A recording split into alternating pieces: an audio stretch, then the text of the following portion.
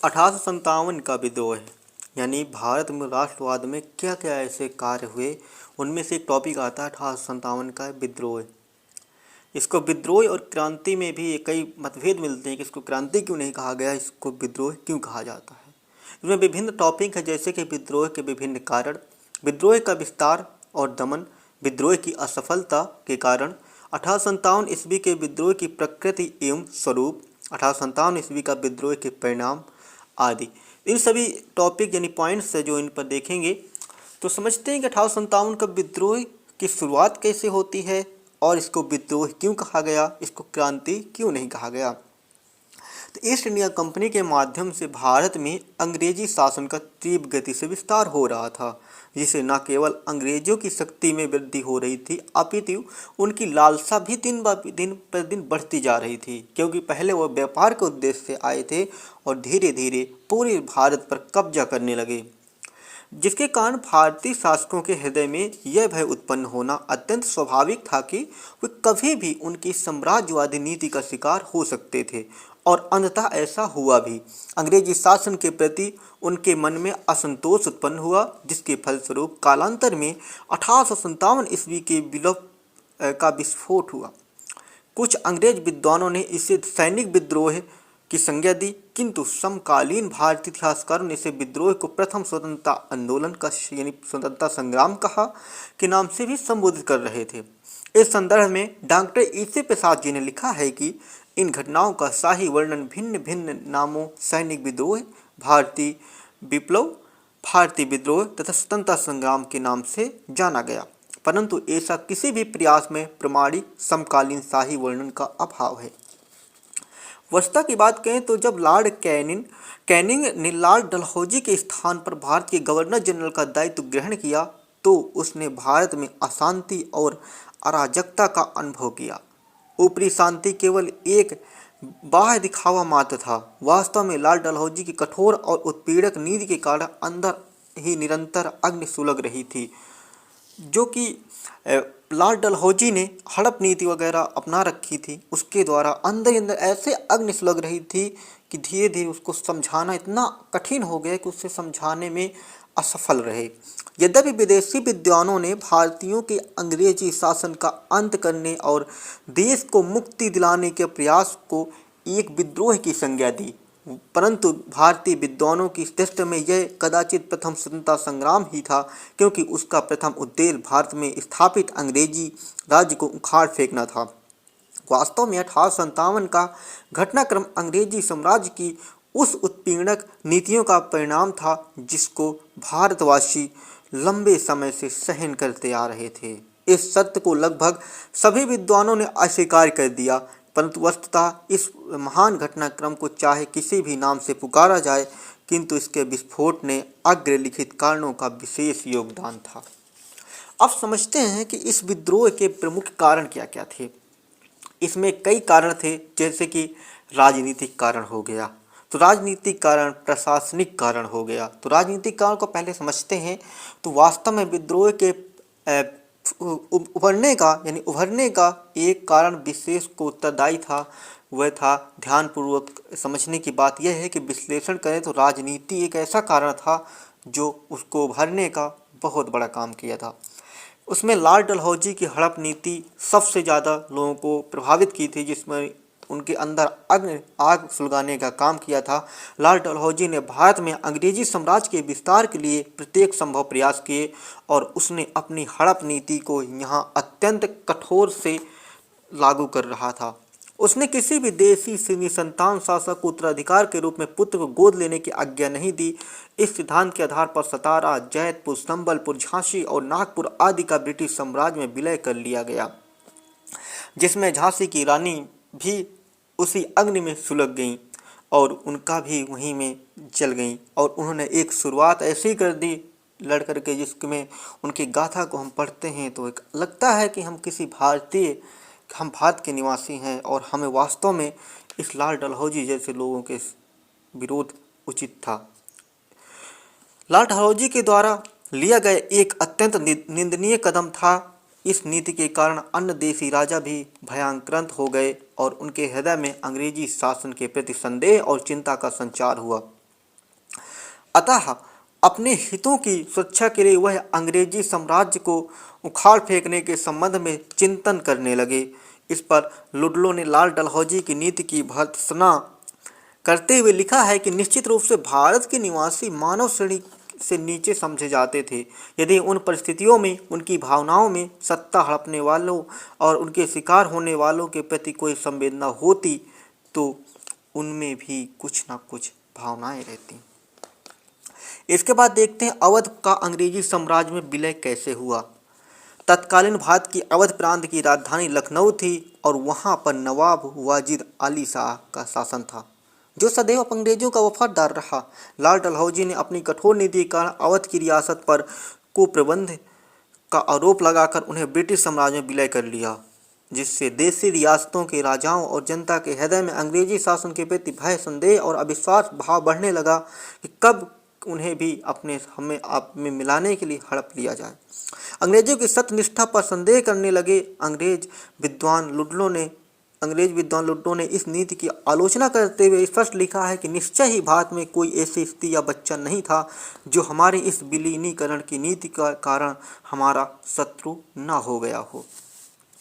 इसके आगे है कि देशी शासकों के प्रति उपेक्षापूर्ण नीति जो थी, अंग्रेजों ने भारतीयों के प्रति उपेक्षापूर्ण नीति का अवलंबन किया और उनके प्रति दुर्व्यवहार तरीकों को अपनाया। लाल डलहौजी ने मुगल सम्राट बहादुर शाह जफर की उपाधि को समाप्त करने का निश्चय किया और उसने मुगल सम्राट के ज्येष्ठतम पुत्र मिर्जा जमाबख्त को युवराज स्वीकार करने से भी इनकार कर दिया और बहादुर शाह जफर को आदेश दिया कि वह अपने वंशानुगत आवास लाल किले को खाली कर दे और कुतुब क्षेत्र में निवास करे।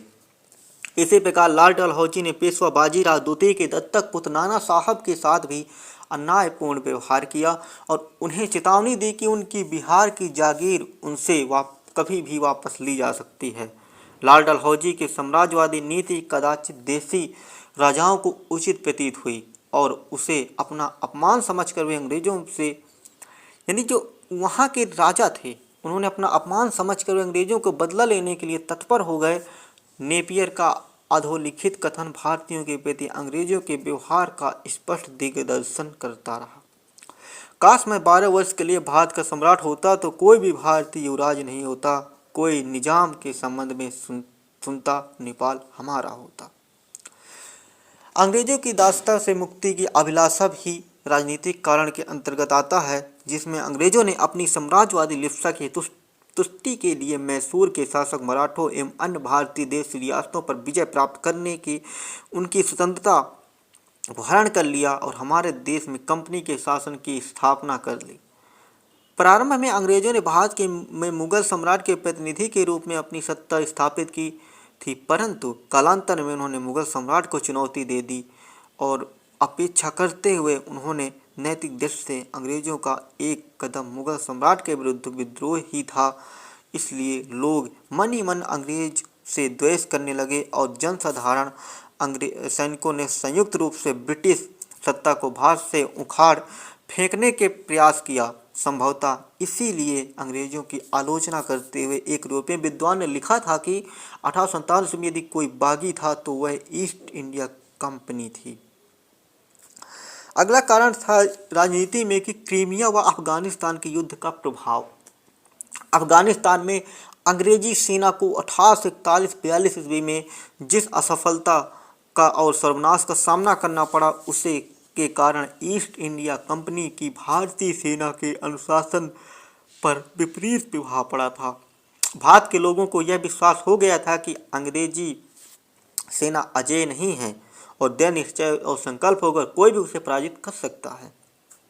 इसी प्रकार 1856-57 में क्रीमिया के युद्ध में भी देशभक्तों की प्रेरणा प्रदान की, जिसने भारत के स्वतंत्रता संग्राम में संलग्न लोगों को यह विश्वास और दृढ़ हो गया कि अंग्रेजों के विरुद्ध निश्चित रूप से सफलता प्राप्त कर लेंगे। अतः उन्होंने स्वतंत्रता आंदोलन को और अधिक गति प्रदान की ताकि वे शीघ्र अपने उद्देश्य को प्राप्त कर सकें। विद्रोह के में एक कारण प्रशासनिक कारण आता है, तो प्रशासनिक कारण में अंग्रेजों की शासन पद्धति से भारत के लोग असंतुष्ट थे। वो अपने मन मर्जी का शासन चलाते थे। वे अंग्रेज प्रशासनिक व्यवस्था को न समझ पाने के कारण उन्हें उसे संदेह की दृष्टि से देखते थे। अंग्रेजों ने लगान व्यवस्था में मनमाने ढंग से कुछ परिवर्तन करके और जागीरदारों व ताल्लुकेदारों को हटाकर भारतीयों को असंतुष्ट कर दिया। फलतः संपूर्ण देश में अविश्वास और संदेह के वातावरण फैल गया था। साथ ही अंग्रेजों की पुलिस व्यवस्था में और न्यायिक व्यवस्था में भी सुदृढ़ नहीं थी। अतः लोग अपने धर्म और जीवन के लिए चिंतित रहने लगे।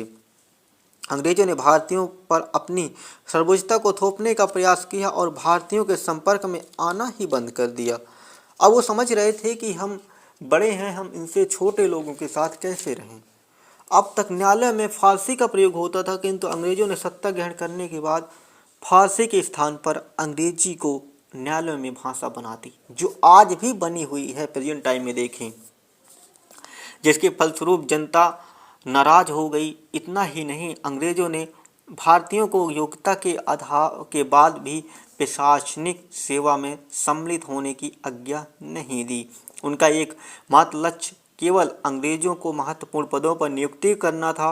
परिणाम था किसान, जनता और बुद्धिजीवी सभी अंग्रेजी सरकार से किसी न किसी कारणवश नाराज व असंतुष्ट थे, क्योंकि यदि कोई किसी पद के योग्य है तो उसे वो पद भी नहीं दिया जाता था। बड़े बड़े जितने भी पद थे, सरकारी पद होते थे, वे सभी अंग्रेज अपने ही नाम किए हुए थे। जनता और बुद्धिजीवी सभी अंग्रेजी सरकार के किसी न किसी कारणवश नाराज व असंतुष्ट थे। अंग्रेजों द्वारा मनमाने ढंग से प्रशासनिक व्यवस्था में किए गए परिवर्तनों ने लोगों में इतना असंतोष उत्पन्न कर दिया कि उन्होंने अंग्रेजों के विरुद्ध विद्रोह का झंडा खड़ा कर दिया, जिसका प्रमुख उद्देश्य अंग्रेजों को भारत से बाहर निकालना था। इसके बाद सामाजिक कारण आता है, जिसमें अंग्रेजों ने भारत में अपने पैर टिकाने के पश्चात यहाँ के लोगों में धार्मिक विश्वासों में हस्तक्षेप करना प्रारंभ कर दिया, और जो उन्हें कतई रुचिकर प्रतीत नहीं हुआ। धीरे धीरे उनके हृदय में शासक वर्ग के प्रति असंतोष का भाव बढ़ने लगा। अंग्रेजों ने सती प्रथा पर 1829 ईस्वी में प्रतिबंध लगा दिया, जो यह एक बहुत अच्छा काम था। उसके बाद विधवा विवाह को 1856 ईस्वी में प्रोत्साहन मिला, और आधुनिक युग में अंग्रेजों ने इस कार्य को भले ही हम सामाजिक सुधार की संज्ञा दे, परंतु उस समय के पुरातनपंथी और रूढ़िवादी लोगों की दृष्टि से यह अंग्रेजों और का भारतवासियों की धार्मिक विश्वासों में अनाधिकृत हस्तक्षेप था। फलतः जनसाधारण और रूढ़िवादी लोगों ने असंतोष और बैर था होना अत्यंत स्वाभाविक था। इतना ही नहीं, अंग्रेजों ने मनमाने ढंग से हिंदुओं के उत्तराधिकार के नियम में संशोधन करके धर्म परिवर्तन को प्रोत्साहन प्रदान किया, और इस अधिनियम के अनुसार यदि कोई व्यक्ति ईसाई मत को स्वीकार कर लेता था तो उसे पैतृक और वंशानुगत संपत्ति से वंचित नहीं किया जा सकता था। एक प्रकार का लालच भी था, और इस प्रकार डलहौजी ने लोगों को ईसाई मत स्वीकार करने का प्रलोभन दिया, जिससे गैर ईसाई लोगों के मन में अंग्रेजी सरकार के प्रति असंतोष फैलने लगा। अंग्रेजों ने भारत के शैक्षिक ढांचे को भी नष्ट कर दिया। वास्तव में वे अधिकांश भारतीयों को अशिक्षित बनाए रखना चाहते थे, क्योंकि वे भली प्रकार अवगत थे कि शिक्षित व्यक्ति अपने कर्तव्यों और अधिकारों के प्रति जागरूक हो जाते हैं। यदि आप अपने कर्तव्यों अधिकारों के प्रति जागरूक हो जाते हैं तो अपनी आप आवाज़ उठाने में, विरोध करने में सक्षम हो जाते हैं। अतः उनसे विद्रोह की संभावना सदैव बनी रहती है। मैल्कम ल्यून ने इस संदर्भ में स्वीकार किया है कि हमने उन्हें भारतीयों को जाति भ्रष्ट कर दिया था, और उनके उत्तराधिकार के नियमों को रद्द कर दिया था, और हमने उनके विवाह की संस्थाओं को बदल दिया था। उनके धार्मिक रीति रिवाजों की अवहेलना की, और उनके मंदिरों की संपत्ति को जब्त कर लिया, और अपने सरकारी लेखों में उन्हें काफिर कहकर कलंकित किया। साथ ही हमें उत्पीड़न के द्वारा लगान वसूल किया और उनकी रियासतों पर बलपूर्वक अधिकार कर लिया। अतः स्पष्ट है कि अंग्रेजों के उग्र और दुराग्रहपूर्ण व्यवहार के कारण ही 1857 की क्रांति का श्री गणेश हुआ उभर कर वह सामने आई, और लोगों के अंदर जल रही ज्वाला भड़क उठी।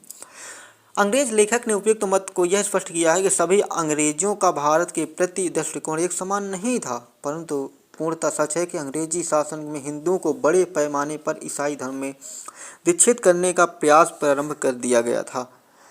1813 ईस्वी में ईसाई उपाधियों को भारत में आने की आज्ञा प्रदान की गई। स्पष्ट था कि धर्म प्रचार की तथा भारतवासियों को अपमानित करने व उन्हें नीचा दिखाने के लिए उनका अंग्रेजों के साथ सामाजिक उत्सव साथ ही भाग लेने से वर्जित कर दिया गया और यूरोप वासियों को द्वारा संचालित होटलों में भारतवासियों का प्रवेश ऐसे बंद कर दिया गया जैसे कि आगरा के एक अंग्रेज मजिस्ट्रेट ने तो यह आदेश प्रसारित कर दिया था कि कठोर दंड के भय के कारण आधार पर प्रत्येक भारतीय को चाहे वह किसी भी पथ पर हो सड़क पर चलते समय अंग्रेजों को सलाम करना चाहिए और यदि वह घोड़े पर या गाड़ी में हो तब उससे उतरकर चुपचाप खड़े होकर प्रत्येक अंग्रेज का सम्मान करने के लिए विवश किया जाना चाहिए ताकि वह आगे न निकल जाए। अंग्रेजों ने ईसाई धर्म के प्रचार व प्रसार का प्रत्येक संभव प्रयास किया। उन्होंने शैक्षिक संस्थाओं में बाइबिल का अध्ययन अनिवार्य कर दिया था और बंदियों को ईसाई धर्म स्वीकार करने का प्रलोभन दिया। ईसाई धर्म में दीक्षित किए गए एक बंगाल के निवासी ने संकेत किया कि जेल में बंदियों को प्रतिदिन एक ईसाई अध्यापक ईसाई धर्म और सामान्य ज्ञान की शिक्षा दिया करता था और प्रत्येक सुबह स्वयं उन्हें ईश्वरीय संदेश देता था और यह विशेषाधिकार मुझे हमारे एक पवित्र हकीम द्वारा प्राप्त था। अस्पताल में अधिनियमों को परिवर्तित भी भारतीयों की रुचिकर नहीं लगा। अस्पताल में जो अधिनियमों का परिवर्तन भी हुआ वो भी भारतीयों को रुचिकर नहीं लगा।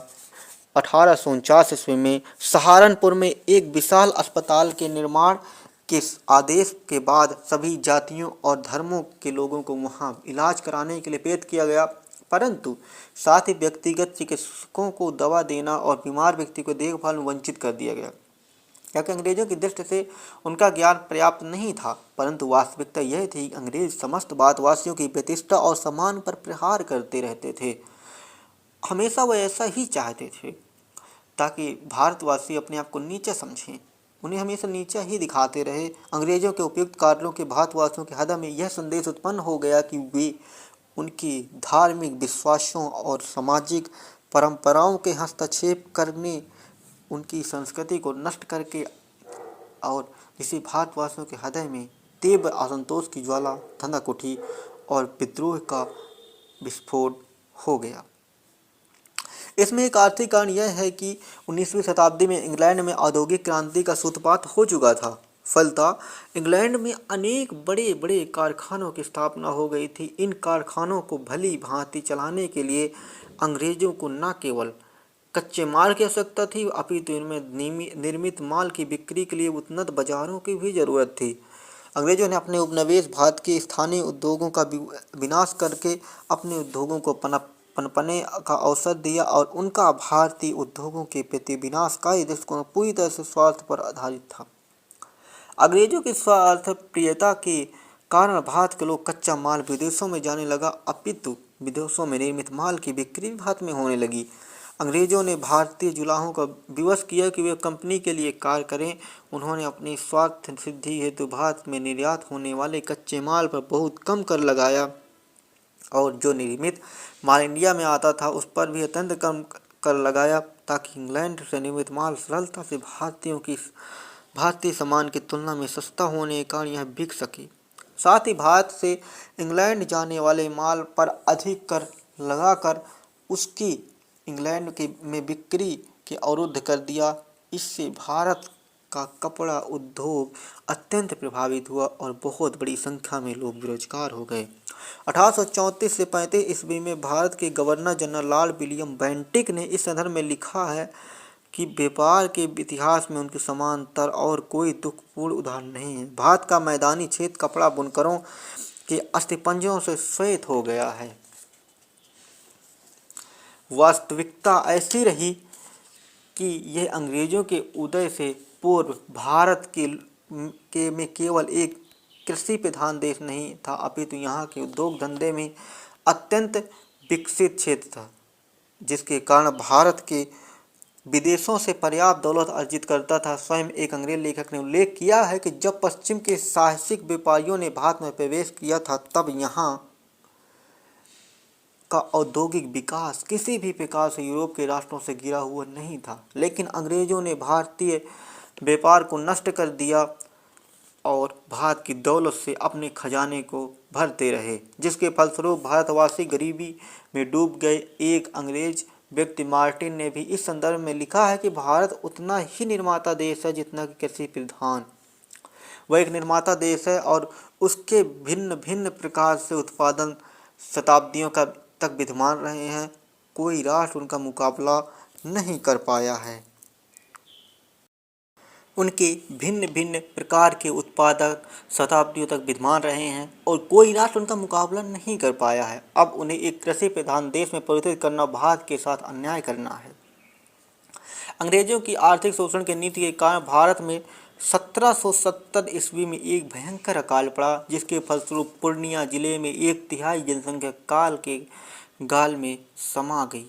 फिर भी अंग्रेजों ने किसानों पर भूमि कर बढ़ा दिया और यदि कोई किसान भूमि कर अदा नहीं कर पाता था तो उसकी भूमि को नीलाम कर दिया जाता था। इस प्रकार उन्हें बाध्य किया जाता था कि वे निरंतर भूमि कर का भुगतान करते रहें, चाहे उन्हें किसी ही दुख और कष्ट क्यों ना उठाने पड़ें। विलियम डिग्बी ने भारत की तत्कालीन स्थिति के संबंध में लिखा है कि 19वीं शताब्दी के पूर्वार्ध में 15 लाख व्यक्ति भूखमरी के शिकार हुए और 1813 ईस्वी में कंपनी ने भारत के साथ व्यापार संबंधों को एकाधिकार का अंत कर दिया गया। 1833 में भारत सरकार ने अंग्रेजों के साथ स्वतंत्र व्यापार की नीति को अपना लिया। इससे अंग्रेजों के भारत के लोगों और अधिक शोषण का अधिकार मिल गया। फलतः भारत में गरीबी उत्तरोत्तर बढ़ती गई। समाज के प्रत्येक वर्ग के व्यक्ति को इसकी विभीषिका में जलना पड़ा। निसंदेह ब्रिटिश सरकार के आर्थिक शोषण व उत्पीड़न की नीति के फलस्वरूप विनाश की ओर अग्रसरित भारतवासियों ने यदि ब्रिटिश शासन के उखाड़ फेंकने का प्रयास किया तो ये कोई आश्चर्य की बात नहीं थी। अब बात करते हैं 1857 विद्रोह का सैनिक कारण। इसके बाद जानेंगे इसको विद्रोह और क्रांति क्यों नहीं कहा गया, विद्रोह ही क्यों कहा गया। ईस्ट इंडिया कंपनी ने भारतीय सैनिकों की संख्या अंग्रेजी सैनिकों की से अधिक थी,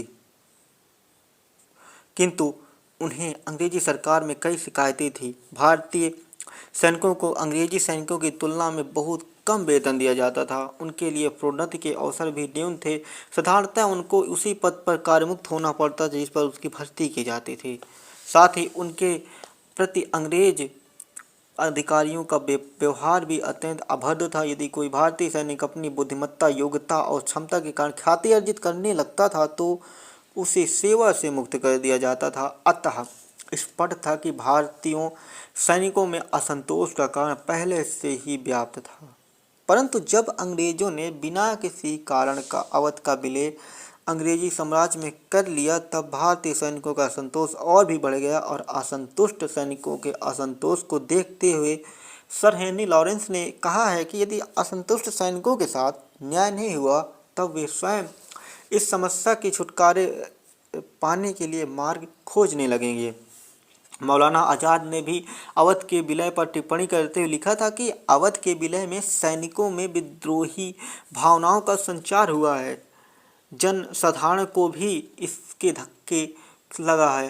उन्होंने अचानक महसूस किया कि वह शक्ति जिसे कंपनी ने उनकी सेवा और बलिदान के प्राप्त किया उसका प्रयोग वह उनकी के विरुद्ध कर रही है। इसी समय लॉर्ड कैनिंग ने एक कानून पारित किया था कि भारतीयों को सैनिकों को समुद्र पार विदेशों में बिना अतिरिक्त वेतन के लड़ने के लिए भेजना प्रारंभ किया।